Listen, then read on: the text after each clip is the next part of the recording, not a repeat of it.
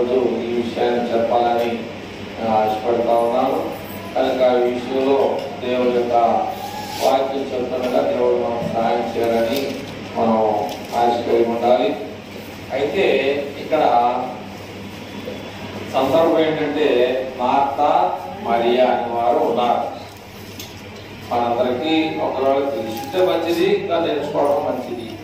పాఠాన్ని మళ్ళీ చెప్తే ఇంకా కొంచెం గుర్తుపెట్టుకుంటా ఉంటాం అన్నమాట పదే పదే. అట్లాగే ఇక్కడ మార్తా మరియా అనేటువంటి వారు ఉన్నారు. వారిద్దరికి ఒక తమ్ముడు అనేటువంటి ఆయన ఉన్నాడు. లాజరు అని అంటే ఇద్దరున్నారు. లాజరు ఒక ఆయన ఏమో ధనవంతుల దగ్గర ఉన్న లాజరు ఒక ఆయన ఉన్నాడు. ఆయన కాదు ఈయన మార్తా మరియా సహోదరుడు అనమాట. ఆ లాజరు కురుకుతో ఉన్నటువంటి లాజరు ఏమో ధనవంతుల దగ్గర ఉన్నటువంటి లాజరు, ఆయన పేరు లాజరు. అయితే ఇక్కడ మరి ఒక విషయాన్ని మనం జ్ఞాపకం చేసుకుంటే చూద్దాము మొదటి నుంచి కొన్ని విషయాలు. వారి గ్రామమైన బేతేనియాలో ఉన్న లాజరు అని ఒకడు రోగి ఆయను. ఈ లాజరు ప్రభువునకు అత్తరు పూసి తల వెంట్రుకలతో ఆయన పాదములు తుంచిన మరియకు సహోదరుడు. కనుక ఈ విషయాన్ని మనం చాలా జాగ్రత్తగా ఆలోచన చేయాలి. ఏంటంటే ఇక్కడ మనం విషయాన్ని గుర్తుపెట్టుకోవాలి. ఏ విషయం అంటే కృతజ్ఞత. కృతజ్ఞత అంటే ఏంటి? కృతజ్ఞత అంటే మనందరం తెలుసు అనమాట. తెలుసా? తెలుసుకుని మర్చిపోవద్దు. కృతజ్ఞత ఏంటంటే మనం చాలా సార్లు మీరు పాడేయలేదు కానీ ఒకసారి పాడతాం. ఆ పాట తక్కువగా పాడతాం. ఏం పాట అంటే పాదాలనే కలగన యేసు పాద. అక్కడ వాక్యం ఉంది. అక్కడ వెంటనే వచ్చేయాలి మన మైండ్లో. కన్నీళ్లతో కడిగి పన్నీరు పోయినటువంటి పాఠం. ఆమె కన్నీళ్లతో కడిగి ఎంత తుడిచిందో తెలుసా మీకు? కావాలంటే సుధాకర్ పనికంతా ఉన్నప్పుడు చక్కగా దేవుని మాట మీకు క్యాచ్ చేస్తాం. అది మంచి పని. అదంతా పని చేసుకోవాలి, దేవుని ఉద్యోగానికి తెచ్చుకోవాలి. ఆమె ఏం చేసిందంటే కన్యలతో ఆయన పాదాలని అంటే అన్ని నీళ్ళు వచ్చి ఉంటాయంటే మనం అది కాదు. అలాంటి త్యాగం ఆమె చేసింది. అలాంటి త్యాగం చేసినందుకు గాను ఆమె ఏం చేసిందంటే పుట్టుతో కాకుండా ఆమె యొక్క తల వెంట్రుకలతో యేసు ప్రభువు యొక్క పాదాలని తుడిసినట్టుగా బైబిల్ గ్రంథం చెప్తా ఉంది. కనుక అది కృతజ్ఞత అంటారు. అది కృతజ్ఞత అంటారు. అంటే ఎందుకని చూసిందంటే ఆమెని రాళ్ళతో కొట్టి చంపబడేటువంటి పరిస్థితుల్లో, ఆమె రాళ్ళతో కొట్టి చంపబడే పరిస్థితుల్లో నిజంగా దేవుడు సాగు నుంచి నన్ను బ్రతికించాడు కనుక నేను దేవునికి ఏం చేయాలి? మేలు చేయాలి. నేను దేవునికి కృతజ్ఞతాస్తుతులు వందనాలు చెప్తాం కాదు. ఆమె కన్యలతో యేసు ప్రభువు యొక్క పాదాలు కడిగినట్టుగా బైబిల్ గ్రంథం చెబుతుంది. కడిగిందంట నేను అంటా. కడిగిందంటే నాకు తెలియదు అని అర్థం. నువ్వు చూసేవాట కానీ నేను చూడలేదని అర్థం. కనుక అక్కడ బైబిల్లో ఖచ్చితంగా ఉంది. యేసు ప్రభువారికి ఆ యేసు ప్రభువారు చేసినటువంటి మేలుకి ఆమె ఎంట్రుకలతో కన్నీళ్లతో యేసు ప్రభువారి యొక్క పాదాలు కడిగినట్టుగా దేవుని గ్రంథం తెలియజేస్తా ఉంది. అయితే కొద్దిగా ముందుకు వెళ్దాం. అతని అక్క చెల్లెళ్ళు ఇక్కడ ఏమన్నారంటే నీవంటే చాలా ఇష్టపడినటువంటి వాడు, లాజరు అనేటువంటి వాడు చాలా రోగి అయి ఉన్నాడని ఆయన దగ్గరికి ఏం చేశాడంటే ఇలా ఇబ్బందుల్లో, శోకంలో, బాధల్లో, కష్టాల్లో ఉన్నాడని చెప్పేసి మార్తా మరియా ఏం చేశారంటే వర్తమానం మాట చూసే వాళ్ళకి క్లారిటీగా ఉందో. కాబట్టి కబురు చెప్పడం అనేటువంటి విషయాన్ని జ్ఞాపకం చేసుకుంటే, ఈ మార్తా మరియలు అతని యొక్క సోదరుడైనటువంటి లాజరు రోగంతో ఉన్నప్పుడు ఏం చేశారంటే యేసు ప్రభు వారికి కబురు పంపించారు. యేసు ప్రభు వారు ఆ సంగతిని తెలుసుకొని కాబట్టి ఆయన ఏమన్నంటే ఈ వ్యాధి చనిపోవడానికి వచ్చింది కాదు, కానీ దేవుని కుమారుడు అనగా యేసు ప్రభు వారు దేని వలన ఆ వ్యాధి వలన అది ఆయన రోగం రావడం ఏమైందంటే ఒక కీడు రావచ్చు, ఒక మేలు జరగవచ్చు. ఒక కీడు మేలు అంటారు, ముందేమంటారంటే కీడించి మేలంట. అలాగని ఏమంటారంటే ఆ రోగం అనేది రావడం మంచిదే, కానీ దేవుని కుమారుడైనటువంటి యేసు ప్రభు వారు ఏం చేయబడటానికి మహింపరచబడటానికి వచ్చింది. ఆయన రోగంతో బాధపడటం ఏంటి, ఈయన మహింపరచడం ఏంటి అనేది కూడా మనకి తెలుస్తున్నారు. యేసు మార్తను ఆమె సహోదరుని లాజరును ప్రేమించాను. అతడు రోగి అయి ఉన్నాడని యేసు ప్రభువు విన్నప్పుడు తానున్నటువంటి చోటనే కనుక మరి రోగిగా బాధపడుతున్నటువంటి పరిస్థితుల్లో కబురు వెళ్ళిన తర్వాత ఏం చేయాలి? స్కూల్ వారు ఏం చేయాలి? వెళ్ళాలి. కానీ ఏం చేశాడు? బైబిల్ చదివాడు చెప్పండి. ఇంకా 2 రోజులు ఆలస్యం చేశాడు.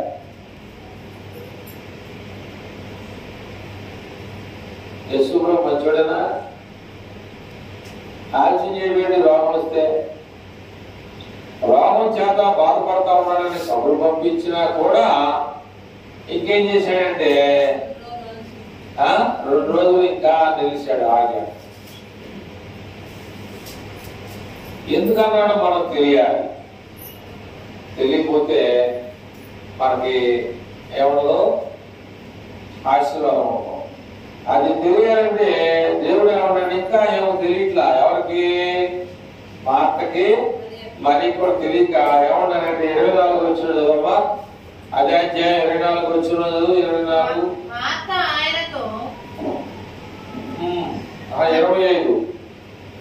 అందుకు యేసు సరే సరే ఇక్కడ 24 కూడా కరెక్టే. మార్త ఆయనతో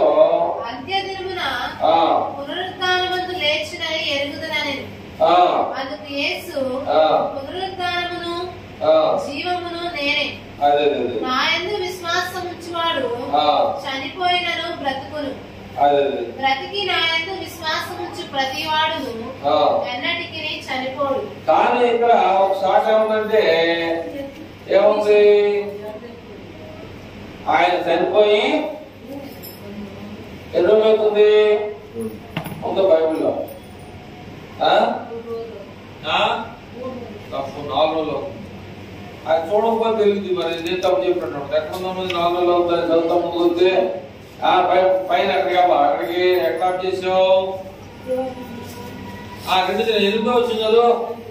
ఆయన శిష్యులు బోధకుడా, ఇప్పుడే యూదులు నిన్ను రాళ్లతో పట్ట చూచుచుండిరే, అక్కడికి తిరిగి వెళ్తావా అని. మళ్ళీ తిరిగి ఆడికి వెళ్తానన్నారు. యూదులంటే వారు నిన్ను కొడతాను కదా, సిద్ధంగా ఉన్నారు కదా. ఆయన అడిగిరి. అందుకు యేసు, పగలు 12 గంటలు ఉన్నవి కదా, ఒకడు పగటి వేళ నడిచిన ఎడలా ఈ లోకపు వెలుగును చూచును కనుక తొట్రుపడడు. అయితే రాత్రి వేళ ఒకడు నడిచిన ఎడలా. కనుక ఇక్కడ దేవుని యొక్క వాక్యాన్ని బట్టి మనం ఆలోచన చేస్తామంటే 17వ వచనాన్ని మనం చూస్తే మనకు అక్కడ ఎవరంగా తెలుస్తా ఉన్నది. యేసు వచ్చి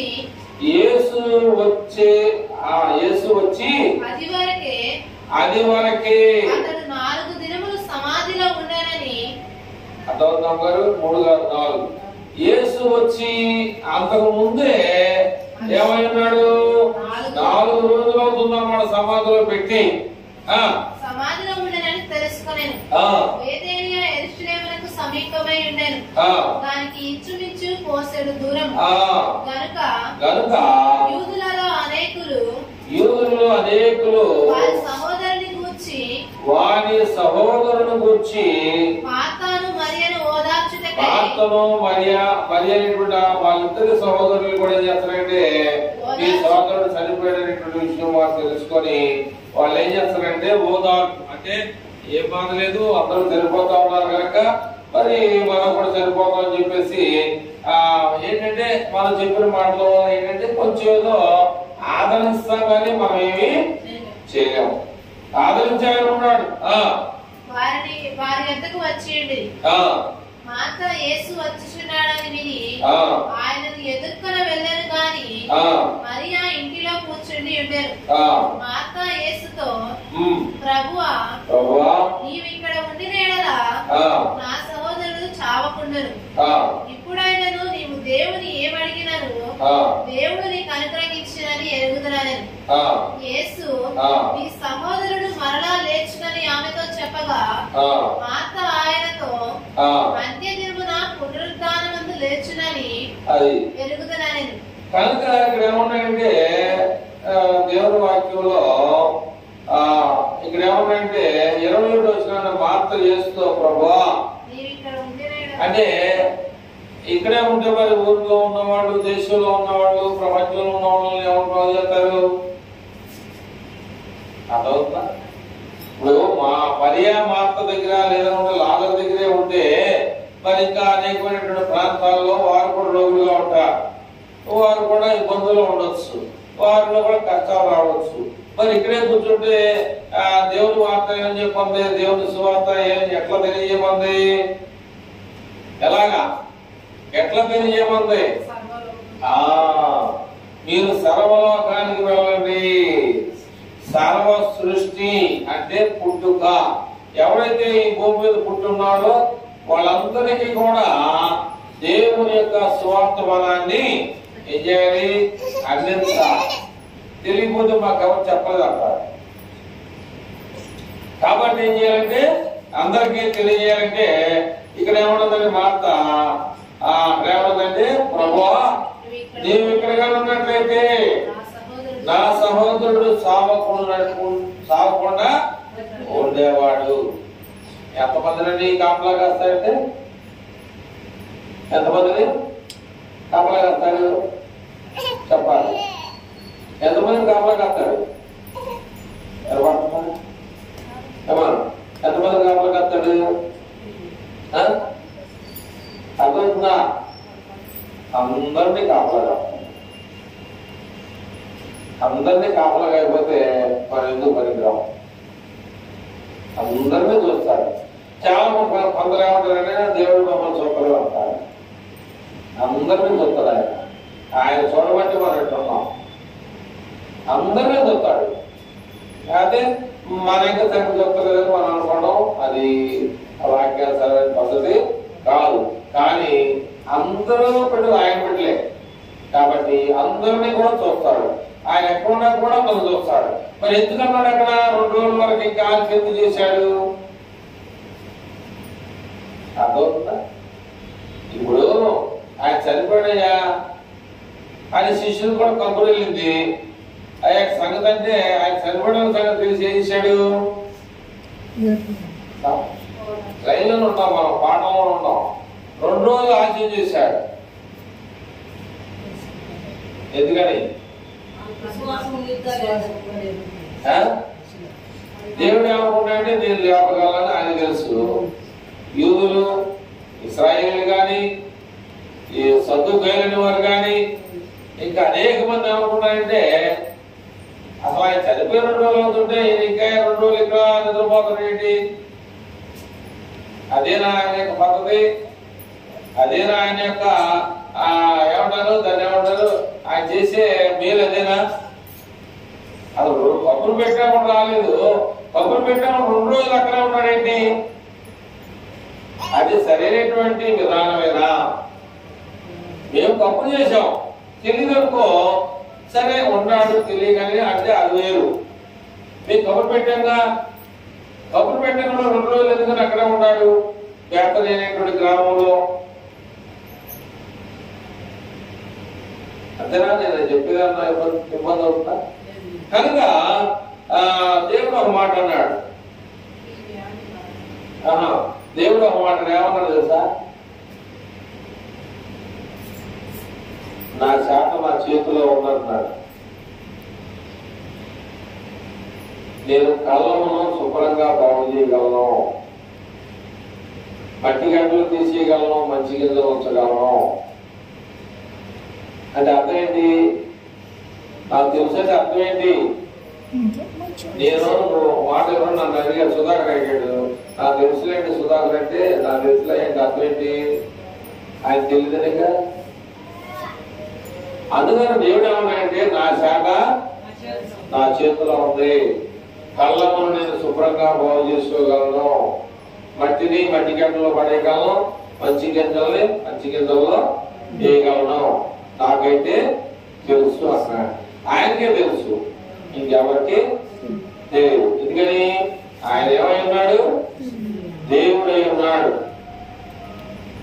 సృష్టికర్త, సృష్టిని పుట్టించిన వాడు, ఈ లోకాన్ని ఆకాశాన్ని మొత్తాన్ని కూడా పుట్టించిన వాడు కనుక ఆయనకన్నీ. అందుకని 2 రోజులు కూడా ఉన్నాడు. తెలియదు తక్కువ కానీ అర్థం లేని వాళ్ళేమో మీ దేవుడే దేవుడు చెప్పినా కూడా గొప్ప చెప్పినా కూడా రావట్లేదు, రావాలిగా మీ దేవుడు అని మనం ఏంటంటే మానవ నిమిత్తం అంటే ఆత్మ సంబంధమైన విధానంలో మాట్లాడే విధానం వేరు ఉంటుంది, శారీరక సంబంధమైన విధానం తొందరపడకూడదు. శరీరం ఏముంటది?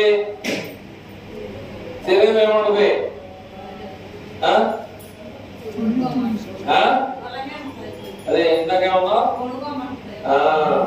ఆ ప్రాణమా తిను తాగు సుఖించు.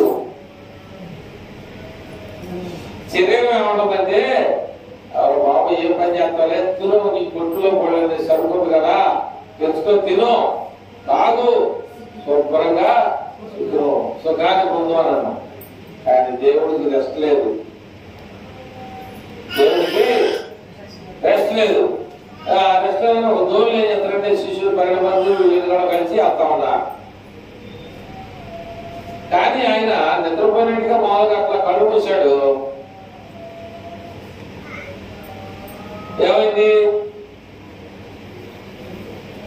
ఏమైందంటే తుఫాను వస్తుంటాయి, అమ్మ మేము మునిగిపోతాం అని చెప్పేసి 5 నిమిషాలు కూడా కళ్ళు మూసుకొని లేదు దేవుడిని. నేను ఇంతకదే అన్నా, ఏమని 2 రోజులు నువ్వు మా ఊర్లో ఉంటే మా సోదరుడైన ఆదం చచ్చిపోయాడు కదా, మన దేశం తిరగాలి దేవుడు, దేశం తెలుసాను. అందుకనే ఆ తుఫాను పంపించింది కూడా దేవుడే. కళ్ళు మూసుకొని వీళ్ళు ఏం చేస్తారని చెప్పేసి ఆ దూరం మీదకి తుఫాను పంపించాడు. ఏమో మనం మునిగిపోతాం, మునిగిపోతాం. వెంటనే ఆయన లేచి తుఫాను ఏం చేశాడు? గద్దించాడు. తుఫాను గద్దిస్తే ఏమైంది? మనిషిలాగా ఆగమంటే ఆగిపోయింది.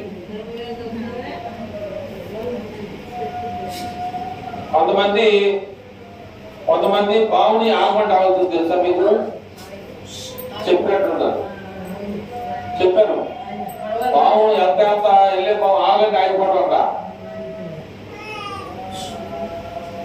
నిజం. కవితలు గారు సుధాకర్ నాన్న ఆగమంటే ఆగేది.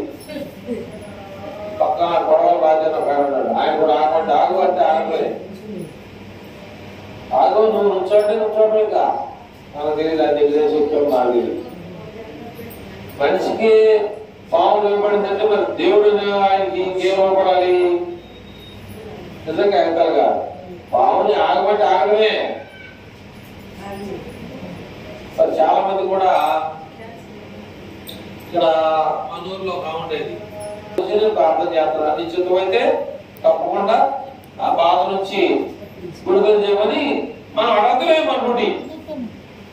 ఇక సహాయం చేసేది అనేది దేవుడిది. కొంతమంది ఏంటంటే ఏంటంటే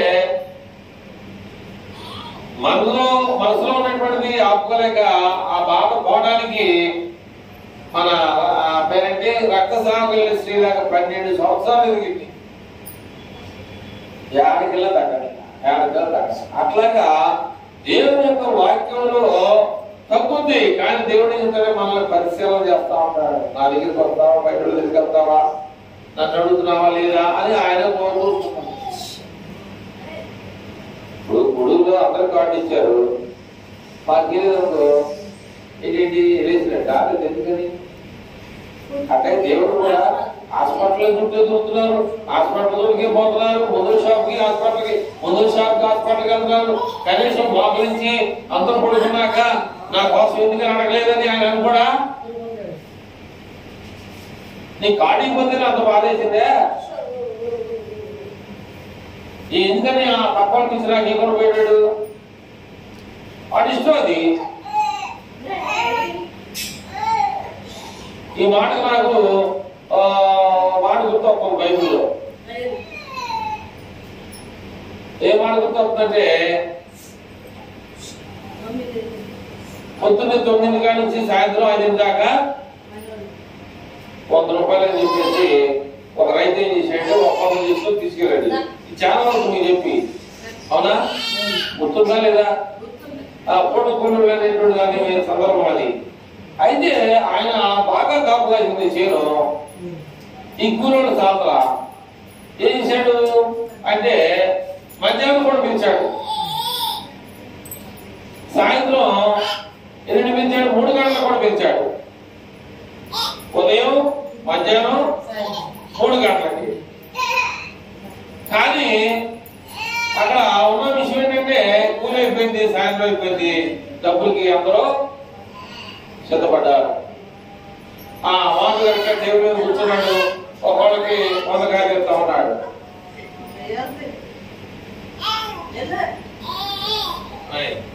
ఒకళ్ళకి ఏం చేస్తున్నాడు 100 కాయలు ఇస్తున్నాడు. పొద్దున పూట వచ్చినట్టు 100 ఇస్తున్నాడు, మధ్యాహ్నం వచ్చినట్టు 100 ఇస్తున్నాడు, 3 గంటలకు వచ్చినట్టు కూడా. అది మంచిదేనా? కాదు.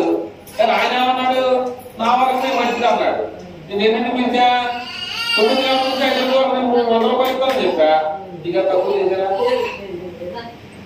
తక్కువ చేశారా? చెప్పండి, తక్కువ చేశారా? మరి నేను తప్పు చేశా? అమ్మా నాకు ఇంటికి మీద సేవలు కావాలి, 5 అయిపోతుంది, నేను సేవ పట్టి 100 రూపాయలు ఇస్తా. నేనేమన్నా చేశా? వీళ్ళేమనుకున్నారంటే గుణంలో ఆడతా పొద్దున్న చేస్తారు. మనకి మన 3 కూలు అప్పయో లేదా 2 కూలు అప్పయో అనుకున్నారు. కానీ ఆయన సమానంగా పోస్తున్నాడు. ఎందుకంటే నా కాయలన్నీ రాలిపోతే నేలపాలు అవ్వకుండా గురువులు పెట్టుకుని మార్కెట్ తింటే నాకు డబ్బు వచ్చిందని చెప్పేసి మధ్యాహ్నం పెట్టుకున్నాడు, 3 గంటలకు పెట్టుకున్నాడు, ఉదయం 9 గంటల నుంచి సాయంత్రం 5 గంటలకు ఇంకా తక్కువ ఇచ్చానా? 5 రూపాయలు వేసుకో, 1 నిమిషం కూడా ఉంటాను నా చేలో లేదు. ఇంకా నేనే తప్పు చేశా? అర్థమవుతుందా? నేను ఉదయం 9 గంటలకు నా చేయలేదురా, 5 గంటలకు వెళ్ళిపో, నాకు కూడా చెప్పవసరలా, నీకు ఇంత ఒప్పందం అయిందా లేదా?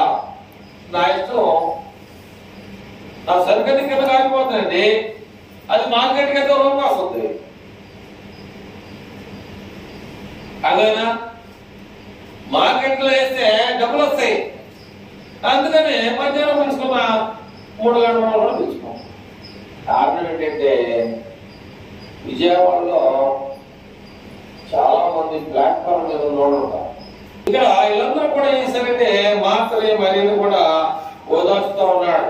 అప్పటికి యేసు ప్రభు గారు బెతనేటువంటి గ్రామంలోనే రాకుండా ఆ వేరే చోట ఉండి సువార్త ప్రకటించారు. దాన్ని ఏమంటారు, ఇస్లాం దేవాలయం, ఇస్లాం పట్టణంలో సువార్త ప్రకటిస్తా ఉన్నాడు.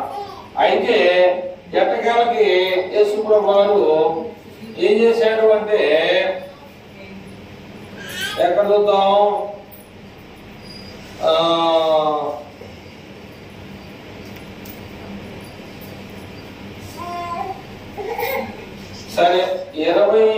వచ్చిన చూద్దాం, 27 చూద్దాం. 26 వరకు మనం చదివాం, అయిపోయింది కనుక 27 నుంచి ముందుకెళ్ళిపోయి కొద్ది నిమిషాల్లో మన భాగాన్ని ముగించుకోవడానికి చదివాం. 27 యోహాను సువార్త 11వ అధ్యాయం 27 నుంచి ముందుకెళ్దాం. ఆమె అవును ప్రభువా, నీవు లోకమునకు రావాల్సినటువంటి దేవుని కుమారుడు క్రీస్తు అని నమ్ముతున్నానని ఆయనతో చెప్పాను. ఆమె ఈ మాట చెప్పి వెళ్ళి బోధకుడు వచ్చి నిన్ను పిలుస్తూ ఉన్నాడని చెప్పేసి, అంటే మార్త బయట ఉంది, మరి ఎక్కడ ఉంది? ఇంట్లో ఉంది. అమ్మా మరి యేసు ప్రభువు వచ్చాడని చెప్పేసి మార్త మరియని పిలుస్తాం. చదువు. ఆమె విని త్వరగా లేచి ఆయన యేసు దగ్గరికి వచ్చాను. చూడండి, ఇంకా యేసు ప్రభు గ్రామంలోకి ఎక్కడం ఇంకా రాక మార్త ఆయనను కలుసుకునేటువంటి చోటనే ఉండేను కనుక ఇంటిలో మరియతో కూడా ఆమెను ఓదార్చుతున్నటువంటి యూదులు మరియా త్వరగా లేచి వెళ్ళుట చూసి ఆమె సమాధి యొక్క ఏడుస్తూ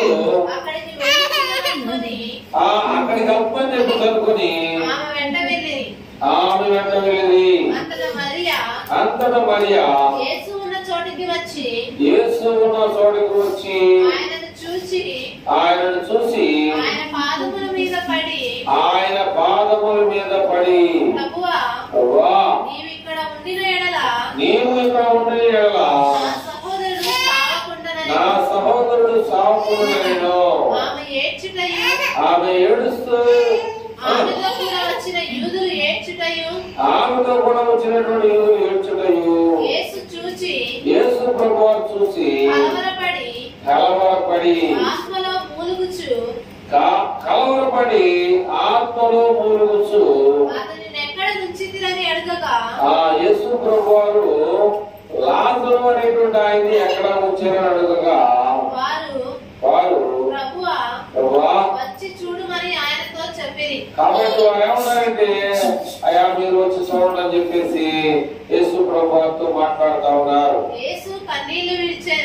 చూడండి, ఇక్కడ ప్రియమైన వాళ్ళ యేసు ప్రభువు ఏం చేశాడంటే, ఏడ్చాడంటే అర్థం ఏంటి? ఒక వ్యక్తిని చూసి ఏడ్చిందంటే ఆ గురించి తెలిసి ఆ ఉన్న ప్రేమ గురించి ఆ వ్యక్తిని మళ్ళా నాకు ఎంత అన్యోన్యం ఉండేదో, నేనంటే ఎంత ఇష్టమైందో, నేనంటే ఎంత మేమిద్దరం ఎలాంటి స్నేహం చేసామో కూడా అది నాకేం తెలుసు అని చెప్పేసి కొంతమంది స్త్రీ పురుషులు కూడా చేస్తారంటే ఇటువంటి సందర్భంలో బాగా ఏడుస్తుంటారు. మనం ఏడవసరం లేదు, పక్కన చూస్తేనే ఆటోమేటిక్ గా మనకి ఆ యొక్క దుఃఖం అనేది కనపడకుండా మనకి వచ్చేస్తా ఉన్నది. కానీ యేసు ప్రభువు ఏడ్చేటువంటి పరిస్థితిలో అక్కడ లాజరు ఉన్నాడా లేడా? యేసు ప్రభువు కన్నీళ్లు విడిచాను అన్నాడు కదా, అక్కడ లాజరు ఉన్నాడా లేదా అది నాకు కావాలి. ఏమా ఆయన కన్నీళ్లు విడిచాడు అన్నాడు కదా, అప్పుడు లాజరు ఉన్నాడా లేడా?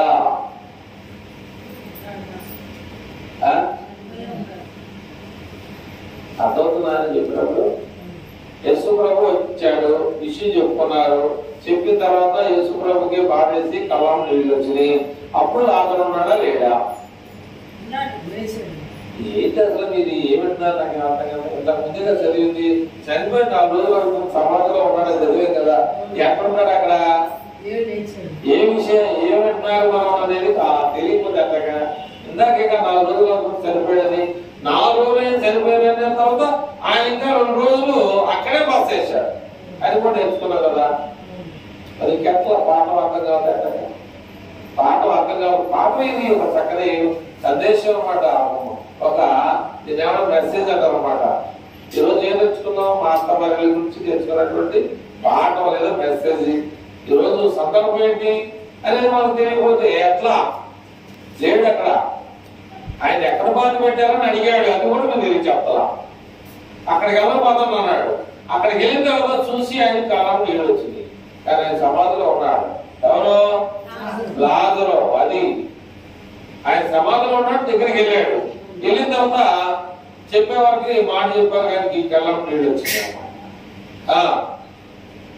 కాబట్టి యూదులు అతన్ని ఎలాగూ ప్రేమించినా చూడని చెప్పుకొని ఇక్కడ ఏ రకంగా ఆయన ప్రేమిస్తాడు, ఎలా ప్రేమించగలడు అనే విధానాన్ని చూడని అనుకున్నారు.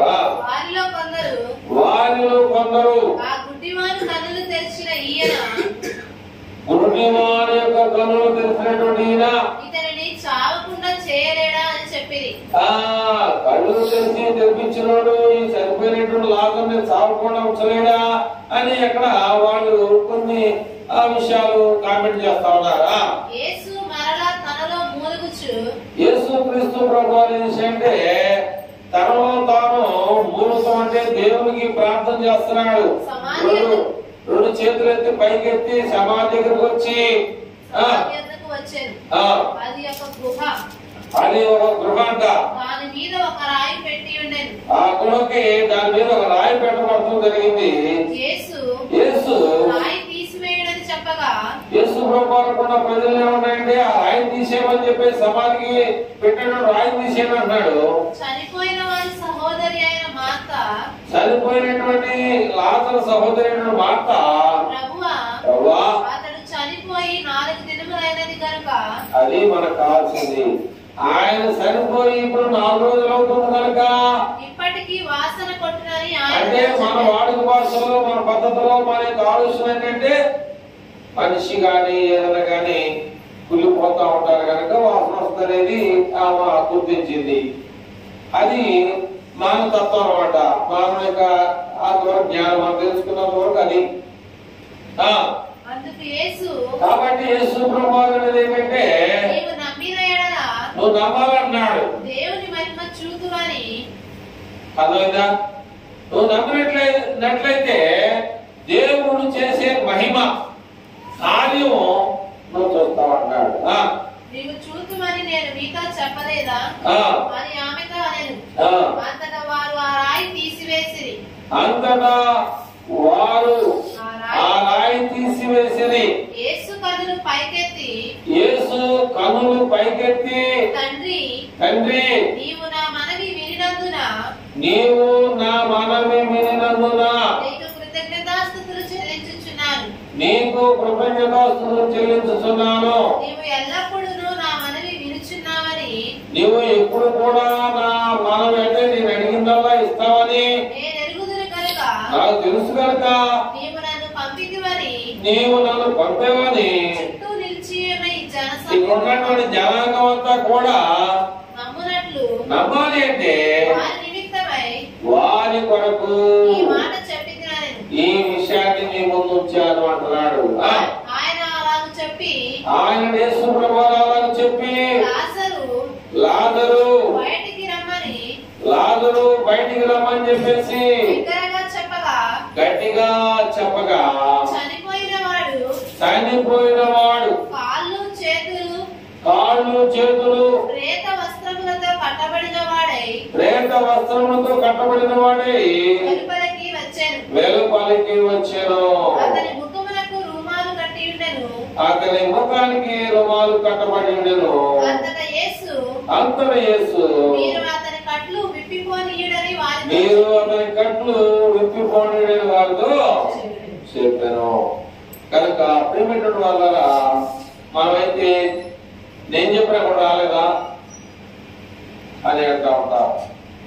కానీ ఎందుకంటే ఈయన ఆశ చేసిందంటే ఆయన నేను లేపగలను, ఆయన నేను బ్రతికించగలను, చనిపోయిన వాడి సైతము నేను అద్భుతాన్ని చేసి లేపగలిగినటువంటి సామర్థ్యం నా దగ్గర ఉంది అని ఏం చేశాడు మీరు చెప్తారా? ఏం చేశాడు? 2 రోజులు కూడా ఆశ చేశాడు. నా తండ్రి నా యందు ఉన్నాడు, నా తండ్రి చిత్తాన్ని నేను జరిగించగలను. ఎందుకంటే ఈ నమ్మాలంటే ఏం చేయాలి? అద్భుతాలు చేయాలి. యేసు ప్రభువాన్ని వెంటపడాలి అంటే చనిపోయినవాడు లేపాలి. వాడి మీద ఎత్తికెళ్ళేటువంటి ఒక చిన్నది చనిపోతే యేసు ప్రభు వారు ఎదురొచ్చారు. ఏం చేస్తానంటే ఒక చిన్నది చనిపోతే మేము తీసుకొని సమాధి పోతాం అని చెప్పేసి పాడి మీద రాశాడు. పాడి మీద తీసుకొని ఆమె తెచ్చండి, నిద్రపోతున్నా, చిన్నది చనిపోలేదు అన్నాడు. చిన్నదానా నువ్వు పైకి లేకనగానే వెంటనే ఆ యొక్క వ్యక్తి లేచి అద్భుతం జరిగినట్టుగా మనకు తెలుసు. అట్లాగే మనం ఏం చేయాలంటే దేవుడు తన వాక్యాన్ని నమ్మమంటున్నాడు. దేవుడు తన చిత్తాన్ని మీరు జరిగించండి, మీకు ఏది కావాలో అప్పుడు అడగండి. మీరు నమ్మాలి, తర్వాత నన్ను అడగాలి. మీరు నమ్మకుండా నన్ను అడగకుండా నేను ఏదైనా చేయమంటే నేనేమి సహాయం చేయలేను. అదే దాని యొక్క ఉద్దేశం. కాబట్టి మీరు చూడండి, ఇక్కడ ఇందాకేమంటే కృతజ్ఞతాస్తుతులు అన్నాను చూడండి. అక్కడ ఒకసారిగా నీవు నన్ను ఎల్లప్పుడూ ఎక్కడ నలభై చదువు. యేసు కన్నులు పైకెత్తి, తండ్రి నీవు నా మనవి వినినందున నీకు కృతజ్ఞతాస్తుతులు చెల్లించుచున్నాను. యేసు ప్రభు వారే కృతజ్ఞత చెప్పాడు. అది మన పరిస్థితి ఏంటి?